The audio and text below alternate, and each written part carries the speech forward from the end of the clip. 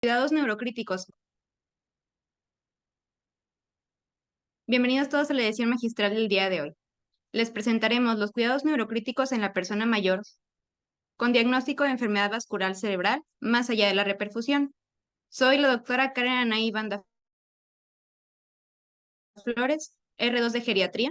Agradezco a mis asesores, la doctora María Guerrero, R4 de Geriatría, la doctora María Fernanda Contreras, médico externo de Geriatría, y a la doctora Leticia Alejandro Holguín, médico externo de Neurología con fellow en Neurocríticas. Les presento las abreviaturas que veremos el día de hoy. A partir de este momento me referiré a la enfermedad vascular cerebral de índole isquémica como EBCI. Los objetivos de la clase serán conocer la epidemiología del EBCI e identificar los factores de riesgo, identificar las presentaciones clínicas más comunes y sus complicaciones más importantes, establecer un abordaje diagnóstico inicial y las metas de tiempo para la evaluación de nuestro paciente. Definir qué son los cuidados neurocríticos y la relevancia de estos en la atención de un paciente con EBCI. Vamos a delimitar las indicaciones y las contraindicaciones para los tratamientos de reperfusión y conocer el tratamiento de soporte y las metas terapéuticas apropiadas por aparatos y sistemas. Les presento el contenido de la presentación del día. Como introducción, tendremos que un EBC será una disfunción neurológica súbita por la pérdida de tejido y función cerebral. Esto secundario al suministro inadecuado de flujo sanguíneo. Hay subtipos de EBC, entre los cuales está el hemorrágico y el isquémico. El hemorrágico tendrá el 12% de la prevalencia y el isquémico en un 88%. Los EBCs de índole isquémico serán en su mayoría lacunares, hasta un 77%. Y los no lacunares, su etiología será en 45% criptogénicos. En México, de acuerdo al Registro Nacional Mexicano de Enfermedades Vascular Cerebral o el RENAME-VAS, tendremos que nuestros pacientes como etiología, en un 37% fueron no determinadas. En un 25% fueron secundarios a un evento cardioembólico. En un 19% fueron asociados a enfermedad de pequeño vaso y en un 15% fueron secundarios a una aterosclerosis de grandes vasos. También existen otras causas. La clasificación habitual solo busca una patología como causante del EBCI. Sin embargo, se ha demostrado que pueden coexistir múltiples patologías para desencadenarlo. Dado esta corriente de pensamiento, se creó la fenotipificación de la ASCO, la cual nos menciona que hay sobreposición de enfermedades para poder tener un EBCI. Lo que menciona la ASCO, esto es las siglas para enfermedad por aterosclerosis, enfermedad de pequeño vaso, enfermedad cardíaca y de otras causas. En el estudio de la fenotipificación, se menciona que las enfermedades que más se sobreponen entre unas serán la aterosclerosis, la enfermedad de pequeño vaso y la enfermedad cardíaca. No, se tiene ahora el pensamiento que no es solo una enfermedad o no solo una etiología para el EBCI, sino que pueden ser varias. Los factores asociados a una mayor predisposición a que se tenga una sobreposición de la enfermedad serán la hipertensión, la dislipidemia, una historia personal de EBCs previos y enfermedad coronaria cardíaca. En la Organización Mundial por la Epidemiología Mundial del EBCI se conoce que 1 de cada 4 personas sufrirán un EBCI a lo largo de su vida. Será la segunda causa de muerte y 90% de estos estarán ligados a factores de riesgo modificables. En la epidemiología de México, tendremos que es la sexta causa de muerte en pacientes mayores a 65 años por el INEGI. Tendremos también que una media de tiempo en el cual los pacientes presentan síntomas a llegar a un hospital serán hasta 17 horas. Se nos menciona también en el estudio RENAME-VASC que solo 10% de los pacientes que tuvieron EBCI tuvieron trombolisis y 1 de cada 5 pacientes presentará una discapacidad grave. 1 de cada 3 personas van a fallecer a los 30 días posteriores a presentar un EBCI. Y en esta tabla les presento cómo a mayor edad hay una mayor prevalencia de la enfermedad EBCI. Los factores de riesgo van a ser en su mayoría la hipertensión arterial. También se tendrá la diabetes mellitus, obesidad o la fibrilación auricular. Existen asimismo otros factores de riesgo como menor peso, que serán el tabaquismo, el alcoholismo, el sedentarismo y presentar valvulopatías. En la presentación clínica tendremos que el cuadro clínico dependerá del territorio cerebral afectado. A continuación les presentaré los síntomas más característicos asociados al área de insulto.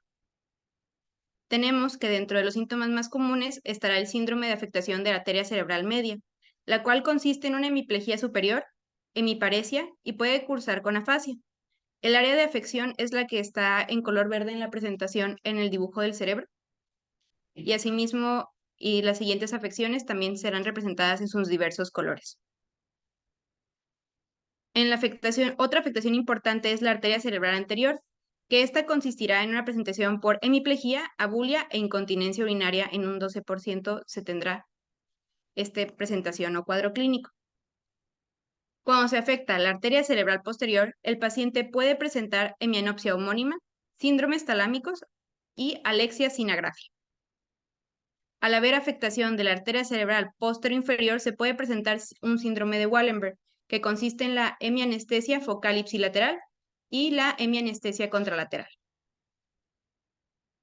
Para la valoración de la severidad tenemos una escala llamada escala NIS, en la cual haremos a nuestro paciente ver su estado de conciencia, su estado de orientación, las órdenes que puede seguir, campos visuales, los movimientos oculares, también faciales, movimientos en extremidades, la sensibilidad, su habla y atención.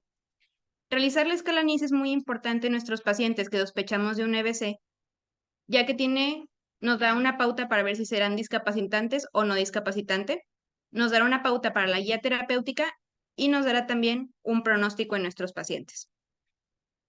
El NIS se clasificará de 0 a 5 como un estado menor, de 5 a 25 como moderado y mayor de 25 como un severo. Las complicaciones que pueden presentar nuestros pacientes, en su mayoría adultos mayores, pueden ser hasta un 56% deterioro cognitivo, podrán presentar en un 16% depresión, también se tendrán complicaciones motoras y dependencias funcionales. Tendremos que habrá pacientes que hasta un 41% presentarán convulsiones, 45% presentarán disfagia y se podrá tener también caídas recurrentes y dolores crónicos. Una vez que sospechamos de un EBCI, continuamos el abordaje con una identificación prehospitalaria. Para esto se tienen diversas escalas, la escala de Los Ángeles, la escala de Cincinnati o la escala FAST. Aquí les presento la escala de Los Ángeles, que es un tamizaje del EBC para personal extrahospitalario.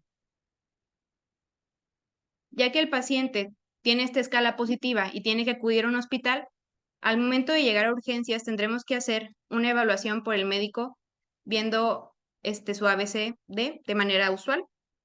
Tenemos que tener una exploración física en menos de 10 minutos, poder identificar el EBCI y solicitar una interconsulta a neurología.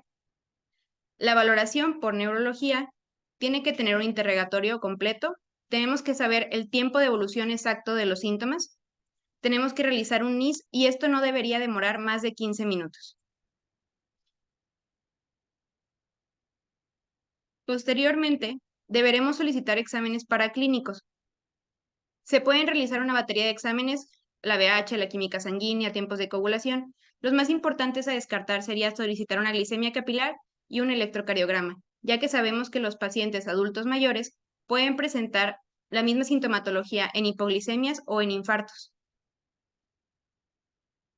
Posterior, y siguiendo con la corriente de pensamiento en el cual sospechamos de un EBCI, tenemos que solicitar estudios de imagen. Se deben de realizar en menos de 25 minutos y tenemos que tener una interpretación en menos de 45 minutos. Recordando que 1.8 millones de neuronas se pierden a cada minuto que no se da un tratamiento apropiado a nuestros pacientes. Para el diagnóstico tendremos que tener una imagen que nos pueda apoyar en el caso de un EBCI. Tendremos que podemos pedir desde un TAC hasta una resonancia magnética. Siempre es primordial pedir lo que tengamos a la mano, lo que sea más rápido. En su mayoría tenemos TAC en nuestros hospitales. Aquí les presento varios estudios en los cuales por renglón son diversos pacientes en el cual tenemos sus múltiples fases o sus múltiples estudios. En el TAC veremos una hiperdensidad en el área afectada. Podremos ver también falta de diferenciación entre la materia gris y la materia blanca y podremos ver borramiento de los surcos. En la resonancia magnética podemos pedir las situaciones T2, flare y difusión, siendo difusión la mejor para ver los EBCI. En la situación difusión o DWI, se verá una hiperintensidad, mejor referida como una restricción de la difusión, por la disminución del transporte de agua. Recordar también que cuando pedimos una resonancia magnética se deben de pedir las múltiples secuencias, tanto flare como difusión, como el ADC, ya que hay otras secuencias que pueden no encontrar el insulto isquémico al momento. Aquí les presento que en la figura A y la figura B se puede encontrar el insulto isquémico en nuestros pacientes.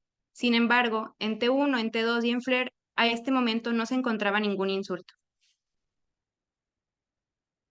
Otra modalidad de imagen es la modalidad mismatch, la que es DWI flare.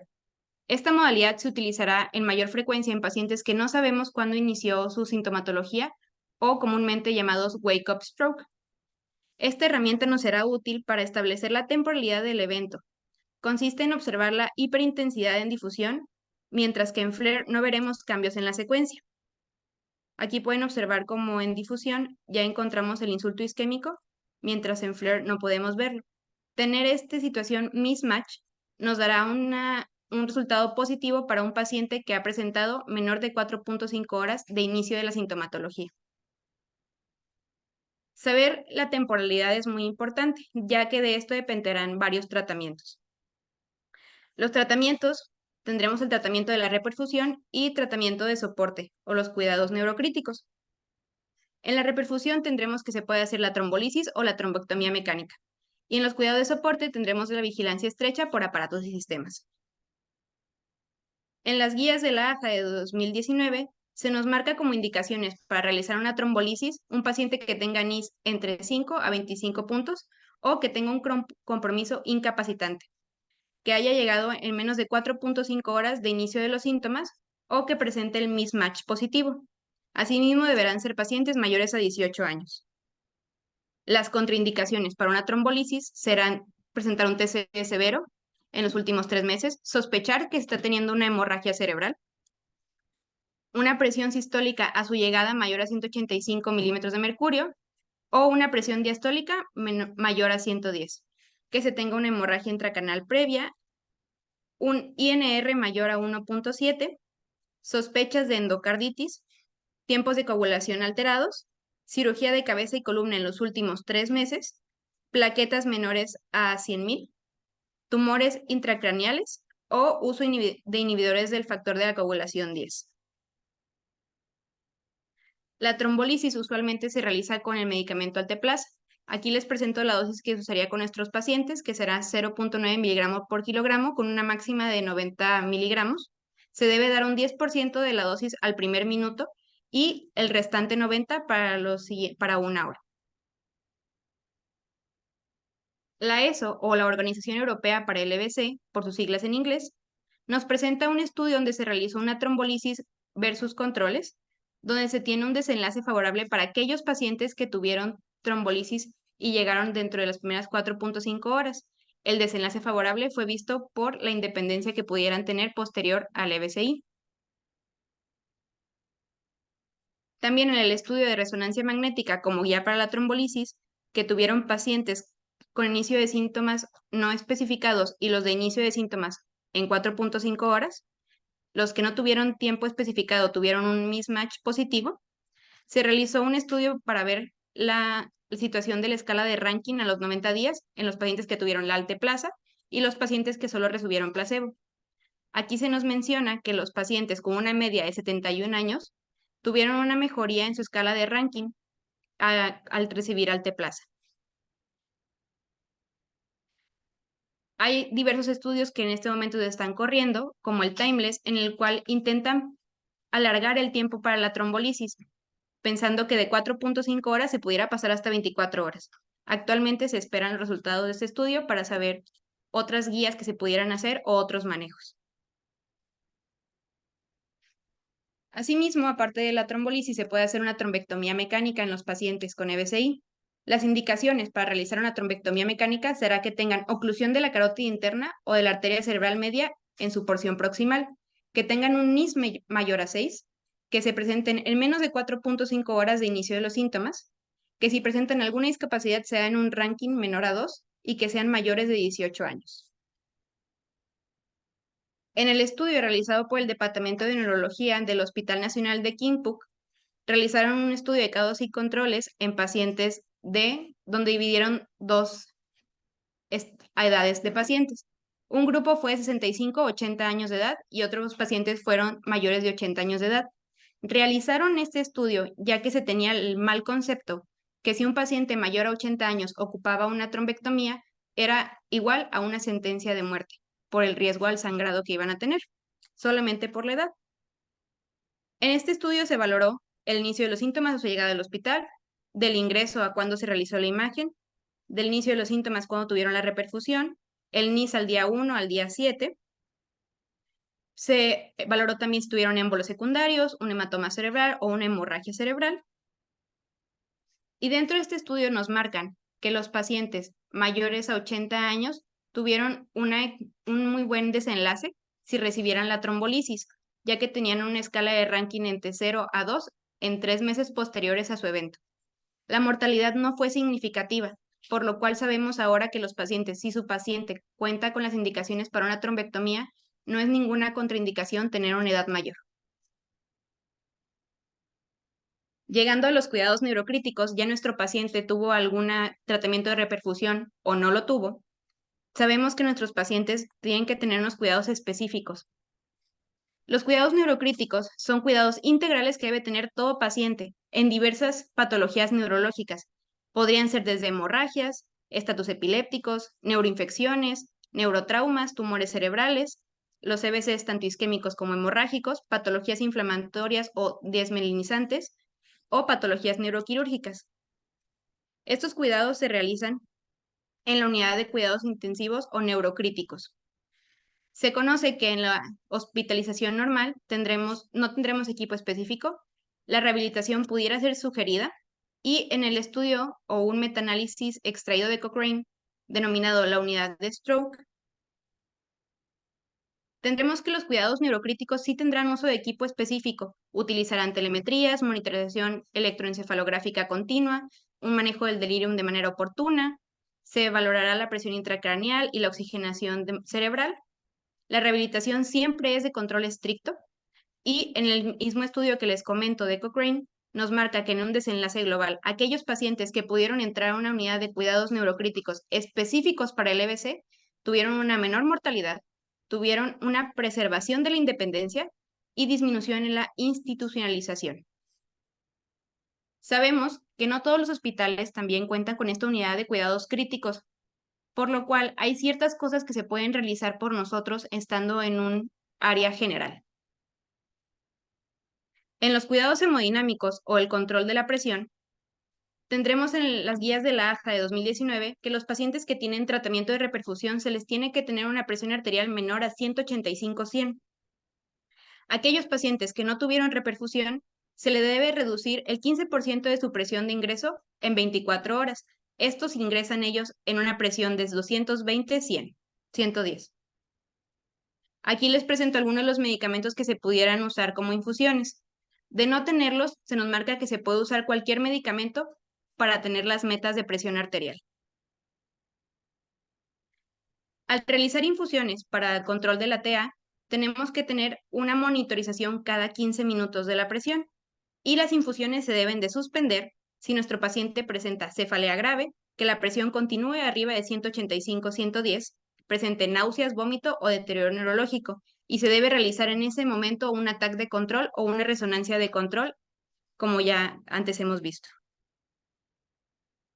Nuestros pacientes que tenemos que tener monitorizados para la presión arterial, se tiene que tener una monitorización específica. Desde las 0 a las 2 horas de nuestro paciente dado el diagnóstico, deberían tener monitorización cada 15 minutos de la presión arterial.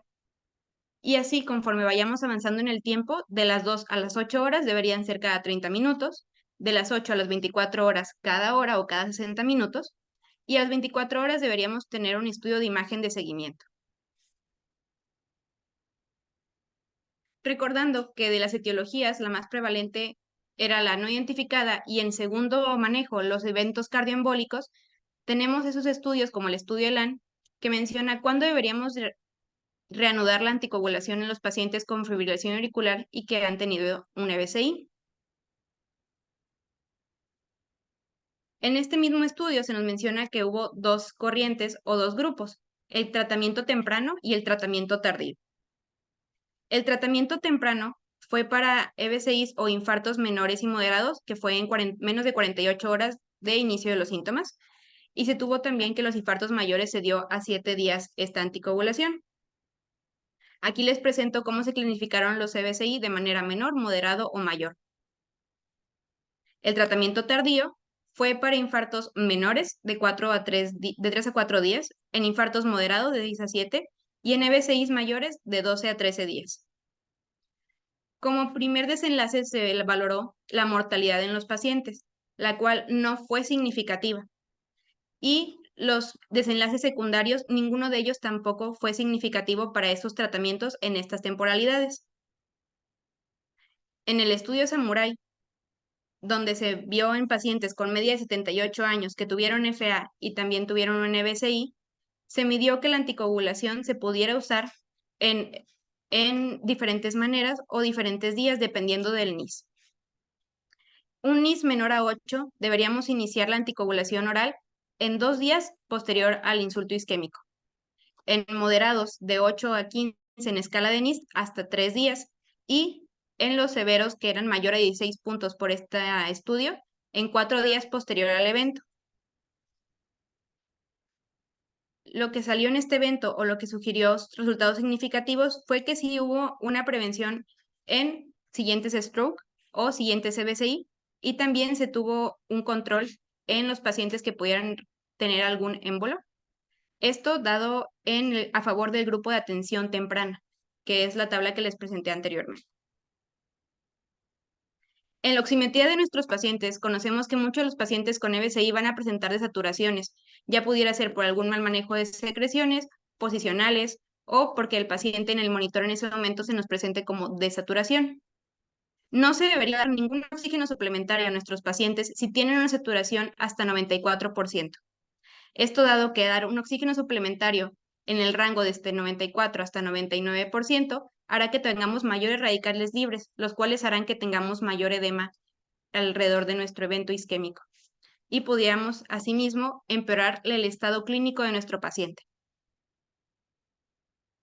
Para el control metabólico, según el estudio SHINE, que fue un ensayo clínico aleatorizado, se vieron las metas de glicemia para nuestros pacientes posterior a un EBCI.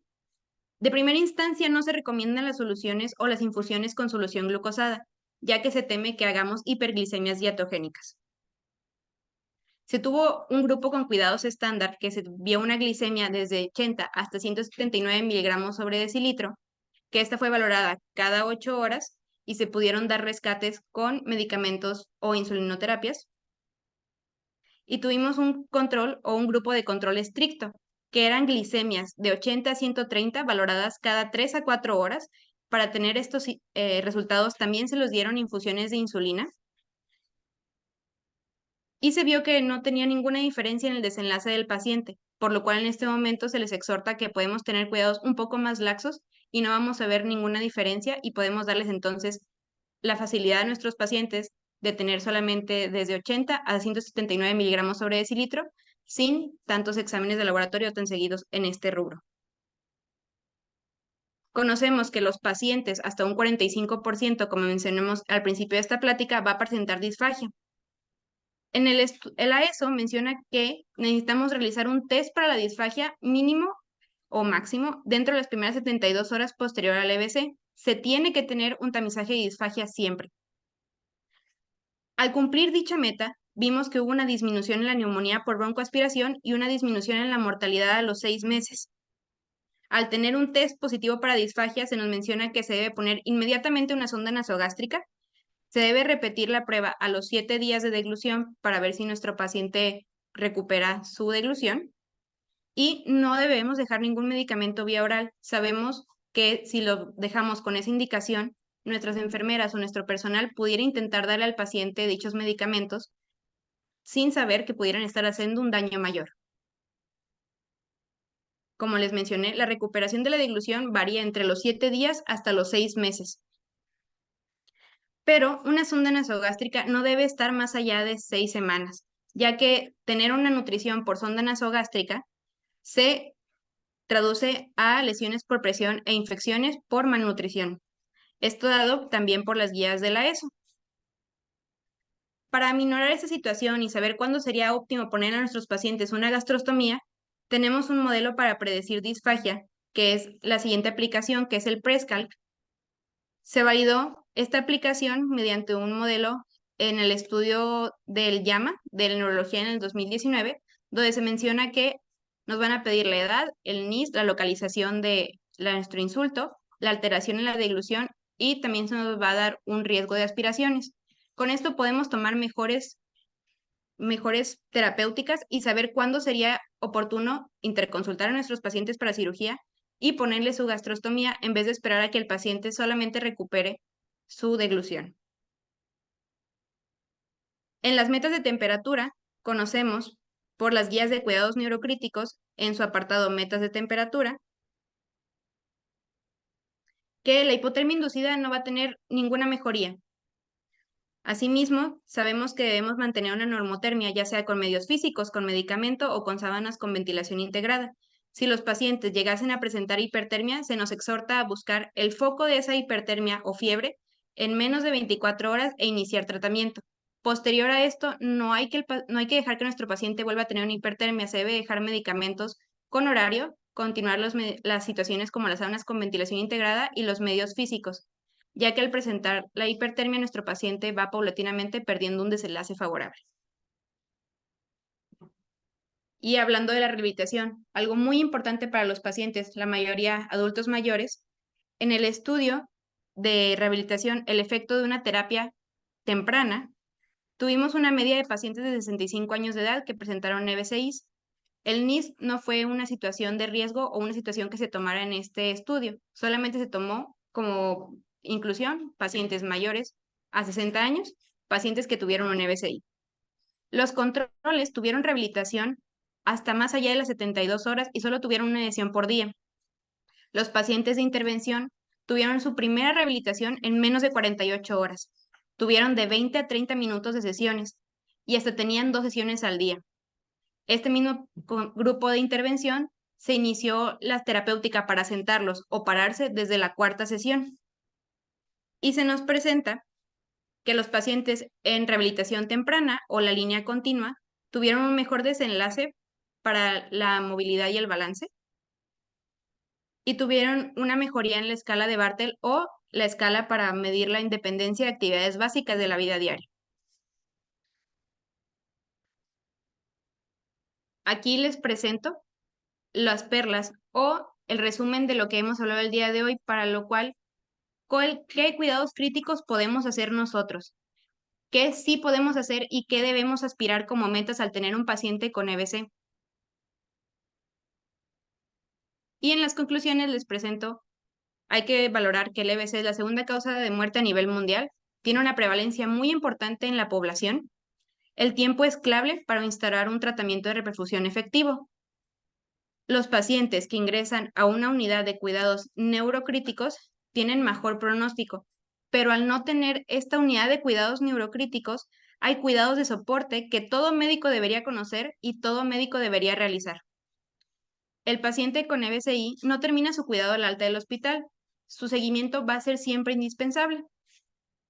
Más eso será tema para otra magistral. Les presento la bibliografía. Gracias por su atención.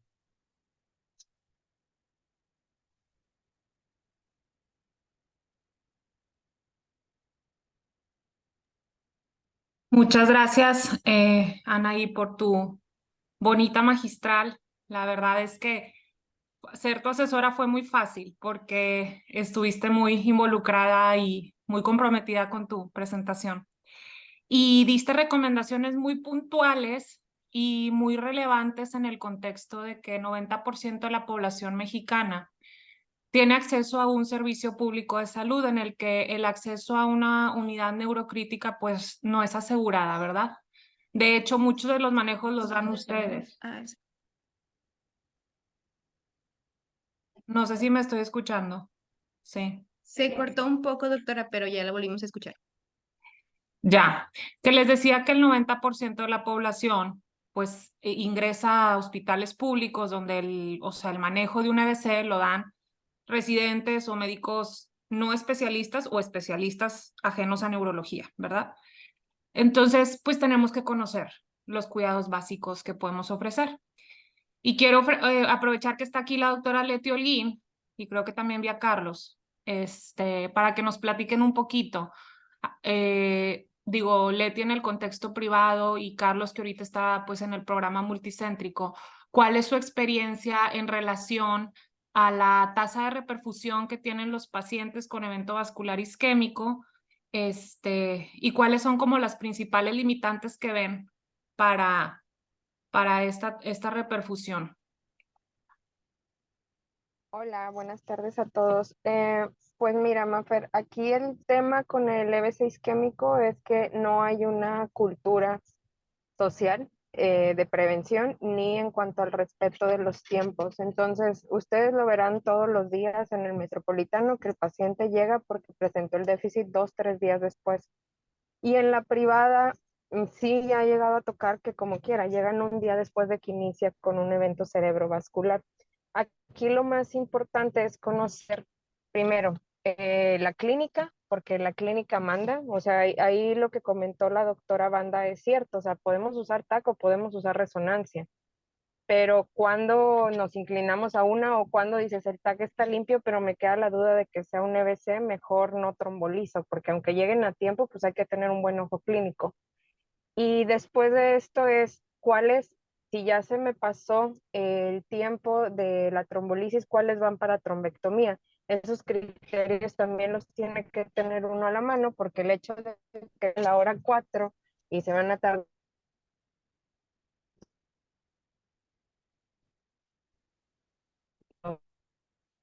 en el rango de 60, 65 años, que el pronóstico es muy malo entre mayor sea el tamaño del infarto cerebral. Entonces, y sí es importante pues educar a nuestros pacientes. O sea, si tienes algún tipo de focalidad, te vas de inmediato al hospital. La mayoría de casos Es el de aquí. Bueno, voy a abrir. Lo siento, doctora, es que tuvimos problemas con el audio.